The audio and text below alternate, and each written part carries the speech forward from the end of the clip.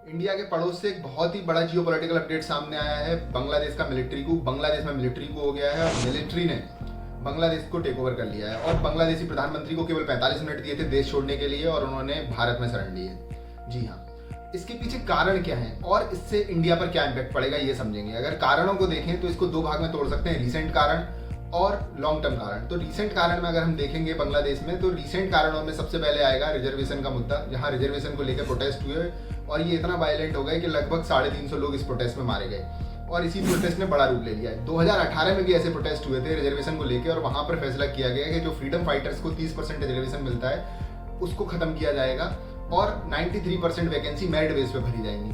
But होता क्या है, 2024 में बांग्लादेश के एक हाईकोर्ट फैसला लेता है, सरकार को गाइडलाइन देता है कि वो उस रिजर्वेशन को फिर से लागू करें, जिसको लेके फिर से अनरेस्ट क्रिएट हुआ और प्रोटेस्ट शुरू हो गई।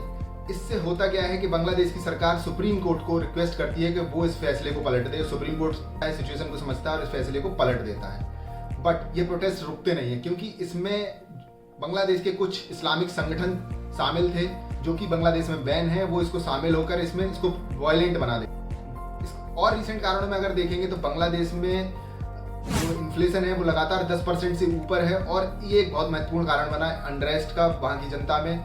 उसके साथ ही अगर देखेंगे तो उनका गारमेंट सेक्टर जो है वो एक स्टैग्नेशन की ओर जा रहा है, जॉब्स लगातार कम हो रही हैं, प्राइवेट जॉब्स में अपॉर्चुनिटी कम हो रही है, तो लोग गवर्नमेंट सेक्टर की ओर जा रहे हैं। गवर्नमेंट सेक्टर में क्योंकि एक सर्टेन लेवल ऑफ राइज मिलता है लोगों को और साथ ही में वहाँ पर एक प्रकार की सिक्योरिटी लोगों को नजर आती है, इसलिए रिजर्वेशन को लेके लोग और इतना सेंटीमेंट क्रिएट हुआ।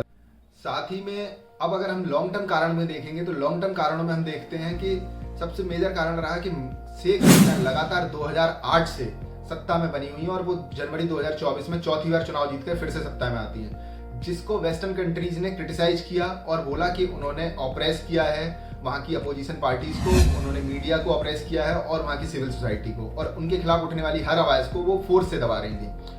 क्योंकि वो भारत की सपोर्टर थी इसलिए भारत इस बात पे कुछ नहीं बोलता है। लेकिन इससे होता क्या है कि एक सेफ्टी वॉल जो क्रिएट होना चाहिए डेमोक्रेसी में, जब भी अनरेस्ट होता है तो डेमोक्रेसी में लोग दूसरी पार्टी को वोट देते हैं और अपना गुस्सा जाहिर करते हैं और स्थापित पार्टी को सत्ता से बाहर कर देते हैं। बट ऐसा बांग्लादेश में नहीं हो पाया, लोगों का गुस्सा बढ़ता गया और लगातार 17 साल से प्रधानमंत्री रही शेख हसीना को लोगों ने सत्ता से उखाड़ फेंका। इसमें कुछ जियोपॉलिटिकल स्ट्रेटेजिस्ट का कहना है कि यूएस का हाथ भी हो सकता है। जब बांग्लादेश की प्रधानमंत्री यूएस की यात्रा करती हैं तो ये खबर सामने आती है कि यूएस चाहता है कि बांग्लादेश उन्हें एक पोर्ट दे ताकि वो अपना मिलिट्री बेस बना सकें, बट बांग्लादेश ने इस बात के लिए मना कर दिया। और साथ ही में बांग्लादेश की प्रधानमंत्री आकर स्टेटमेंट देती हैं कि एक बड़ी वेस्टर्न कंट्री उन पर दबाव बना रही है। संकेत साफ थे कि वो यूएस पर ब्लेम कर रही है, इसलिए यूएस इनसे नाराज था। साथ ही आईएसआई जमात को सपोर्ट कर रहा था जो कि इस्लामिक संगठन है, बैन है बांग्लादेश में, जिसने प्रोटेस्ट को वायलेंट बना दिया और भड़का।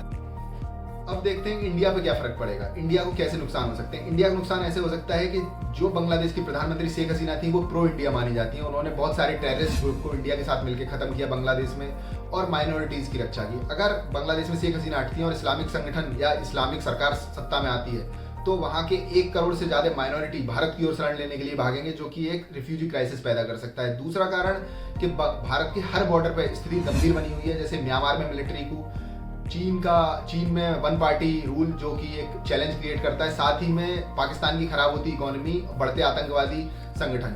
साथ ही में अगर देखेंगे तो श्रीलंका की स्थिति भी कमजोर बनी हुई है। इस तरह भारत के चारों ओर डेमोक्रेसी खतरे में, तो जो कि भारत की डेमोक्रेसी को भी ट्रिगर कर सकता है। साथ ही में अगर देखेंगे तो इंडिया जो एक वर्ल्ड लीडर हो सकता है, उसके चारों ओर अगर ऐसे अनरेस्ट रहेगा तो इंडिया के लिए लगातार कॉस्ट ऑफ सेफ्टी बढ़ जाएगा। लोग इंडिया को ज़्यादा मिलिट्री पे खर्च करना पड़ेगा, अपनी सुरक्षा पे ज़्यादा खर्च करना पड़ेगा, जो कि भारत के लिए ट्रिगर हो सकता है। साथ ही में जो बांग्लादेश की विपक्षी पार्टी है बीएनपी, इसकी नेता खालिदा जिया, जिसको मिलिट्री चाहती है कि वो वापस से उनको जेल से बाहर निकाले और उन्हें इंटरिम सरकार बनाने के लिए निमंत्रण दे, जो कि प्रो पाकिस्तानी मानी जाती हैं। अगर खालिदा जिया सत्ता में आती है तो देखना होगा कि भारत के लिए क्या चुनौतियां पेश करती हैं।